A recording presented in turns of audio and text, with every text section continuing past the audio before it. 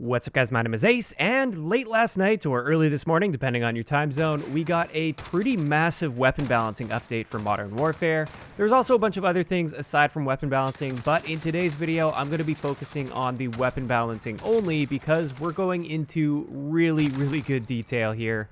This isn't the typical video where I'm just going to read you the patch notes. I'm actually going to be breaking down each one of these weapon changes in great detail so you guys can see what happened before and after.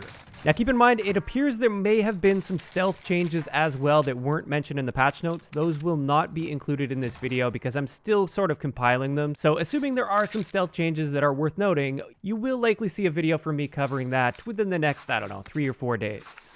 Also, yes, there is a brand new sniper rifle that was added to the game. That's not going to be covered in this video. I'll likely get to that one for tomorrow's video.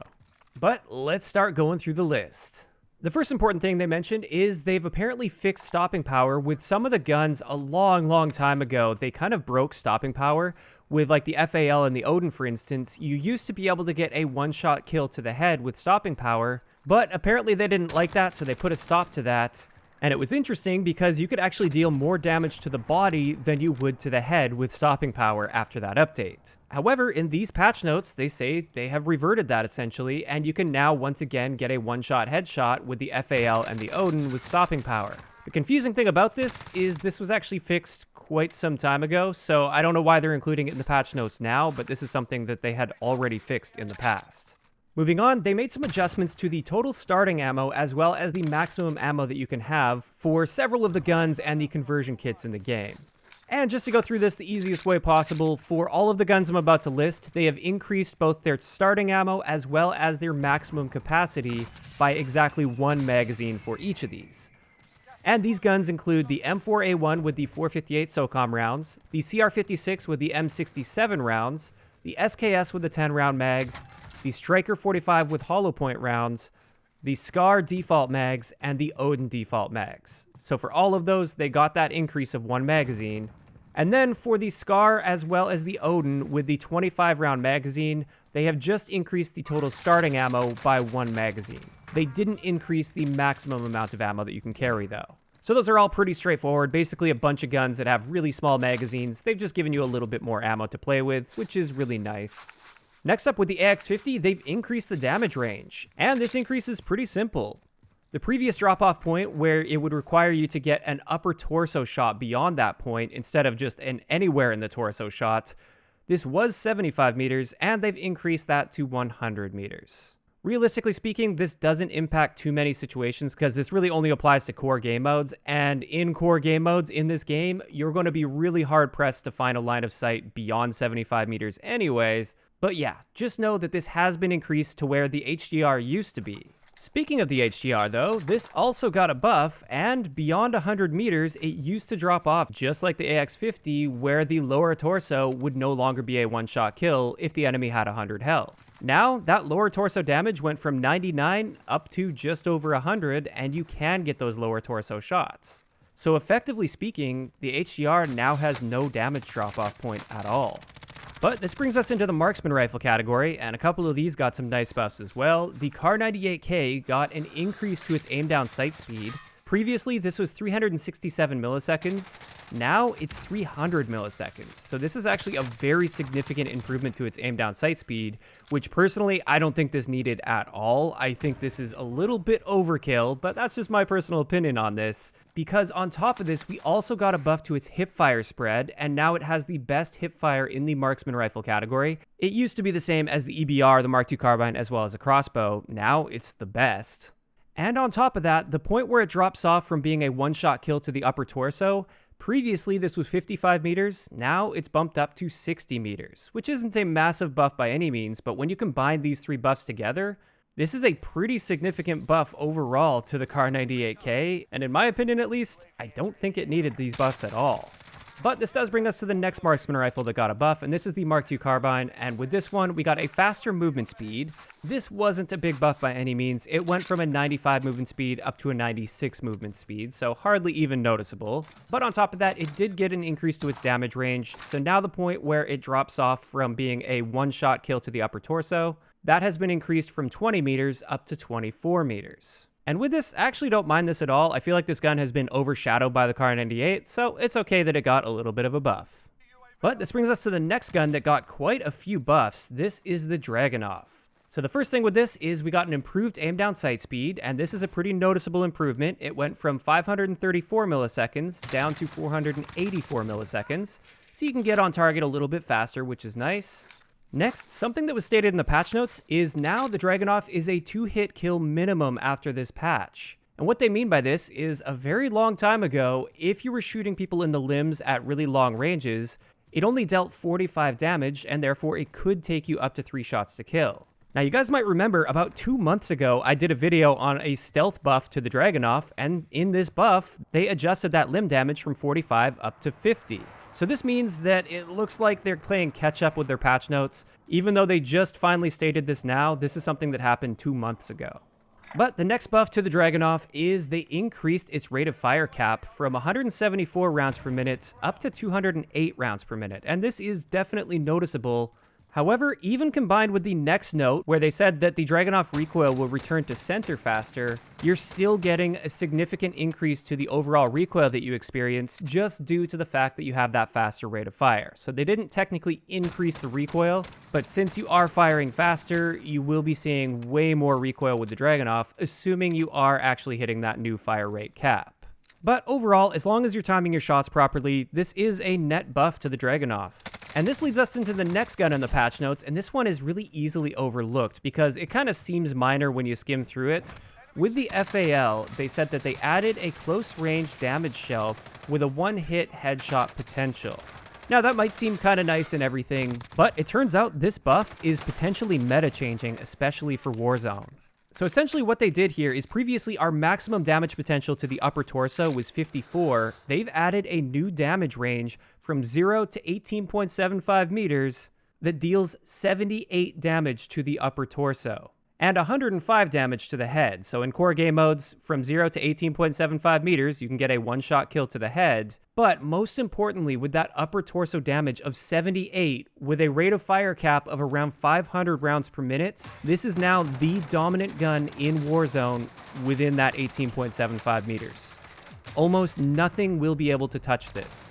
It will kill fully armored people almost twice as fast as most of the other guns in the game. And that's not even considering the insane headshot damage. That's just thinking about upper torso hits. If you are hitting headshots mixed in there, you now have the best gun in Warzone from close to medium range. Now, it's still arguable about the FAL's power at longer ranges versus some of the other guns, because it isn't quite as versatile, but close to mid-range, the new FAL, give it a go. I think you're about to fall in love. But this brings us to the next weapon change, and this is on the AK-47. They slightly improved its aim down sight speed from 300 milliseconds down to 267 milliseconds, so this is 2 frames faster at 60 FPS, and that's a great improvement. The AK-47 handles a little bit better now. As for the next gun, this is the CR56 AMAX. They actually nerfed this a little bit, which is quite surprising since we just got this recently, but what they did here is they nerfed the damage range. Now, based on my testing, the first damage range hasn't been touched at all, so that guaranteed 3-shot kill range, that's still 24 meters, just like it was pre-patch. However, all of the other damage ranges were reduced a little bit, as you can see on the chart right there. This isn't a massive nerf by any means, but it does make the CR56 a little bit less attractive. Next up, a lot of people are going to be cheering about this one. The MP5 got some nerfs, finally. And the first nerf was to its standard damage ranges with the 9mm rounds, which are the standard rounds. And with this, you can see that all of our ranges have been reduced by a fairly noticeable amount. It's worth noting that even after this damage range nerf, the MP5 is still a very good gun, so this didn't destroy it by any means. But all of the other nerfs that are stated in the patch notes were to the 10mm rounds only. They won't impact the standard MP5. And with these, we also got a damage range reduction, so you can see our 2 drop-off points have been reduced a little bit here. And on top of this, they stated in the patch notes that they reduced the long-range damage with these 10mm rounds. Previously, we dealt 21 damage to the torso and 18 to the limbs at this range. Now, it's 22 damage to the torso and 19 to the limbs. Yes, you did hear that correctly. They increase this damage at longer ranges rather than decreasing it. Now, this isn't going to massively impact the effectiveness of this gun at range. It's not like it just immediately reduces the number of shots it takes to kill. But what it will do is it'll make it a bit more consistent if you happen to be mixing a couple limb shots in with the standard torso shots. It could actually reduce the number of shots to kill in those situations. So yeah, they actually buffed the 10mm rounds a little bit here. Additionally, the patch notes state that there was a slight increase to the recoil with 10mm rounds. And once again, I hate to break it to you, but it looks like they buffed it a little bit. I don't know what's going on here. Keep in mind, the only recoil test that I could find on this was from when the game first launched. Perhaps there's a buff that happened at some point throughout the year that I missed, and therefore it has been nerfed since that buff. But I went through all my previous notes and I couldn't find a buff to the recoil on the 10mm rounds. But yeah, in either case, this is what we're looking at when it comes to the recoil of the 10mm rounds. It looks like they're more accurate now than they were at launch, at least. But this brings us to the next weapon balancing change that Warzone players have been waiting for quite some time, and a lot of people have been begging for this. The Grau has been nerfed. And the first thing that they did to this is they nerfed the damage range, the base damage range. This has only been nerfed by a few meters. So its standard 4-shot kill range went from about 34 meters down to 30 meters, and then its 5-shot kill range went from 61 meters down to 58 meters. So not a massive change by any means, although on top of this, they've also nerfed the effectiveness of the Archangel as well as the Nexus barrels. And let's have a look at that. You guys can see the pre-patch values here for the base Grau, then the Nexus, then the Archangel. And here are the post-patch values. You can see they've definitely nerfed the effectiveness. As for the numbers of this, with the Nexus barrel, this went from a 40% boost to our range down to a 33% boost. And with the Archangel, it went from a 45% boost down to a 40% boost. Overall though, you still get excellent range values with the Grau, especially combined with these barrels. It's just not as amazing as it used to be. As for the next nerf to the Grau, this one wasn't stated in the patch notes. Our medium damage range, where it's a standard 5-shot kill, they actually reduced the damage from 23 down to 22. Now what this means is for regular core game modes, this has no impact on the effectiveness of this gun whatsoever. However, when you start having enemies that have 2 to 3 armor plates within this damage range, it's now going to take you 1 extra shot to kill them. And this is awesome. This is exactly what I was asking for them to do, because the Grau isn't that incredible in standard multiplayer, it's just amazing in Warzone. So this nerfs it in Warzone without hurting it in core modes. As for the next nerf to the Grau, this one was stated in the patch notes. They said that there was a slight increase to the high-frequency recoil. Now, I don't really know what the high-frequency recoil part's about, but I did do a recoil comparison here. And as you can see, it's roughly the same recoil, but it does seem like it starts to bounce side to side a little bit more post-patch than it did pre-patch. So it's going to have a little bit less stability, but overall, it's still a very accurate and controllable gun. Now, they also stated that they reduced the recoil compensation with the Nexus and the Archangel barrel. So again, let's just have a look at pre-patch versus post-patch with these barrels. And with the Nexus, looks about the same, little bit more side-to-side bounce there, but the overall magnitude of the recoil is basically identical. And with the Archangel, it actually looks a little bit better than my pre-patch testing, but I would say it's roughly the same. You won't really notice too much of a difference when it comes to recoil while using this barrel. So yeah, those are all the Grau nerfs that a lot of people have been waiting for. Overall, the Grau has definitely been noticeably nerfed, but at the same time, I'm going to predict that the Grau will still be a top tier weapon, and you're still going to be seeing it quite often in Warzone. But back to the patch notes, the next weapon change is they significantly buffed the slugs for shotguns in this game. And with this, they increased the velocity, so it's going to be easier to hit moving targets at longer ranges, which is great.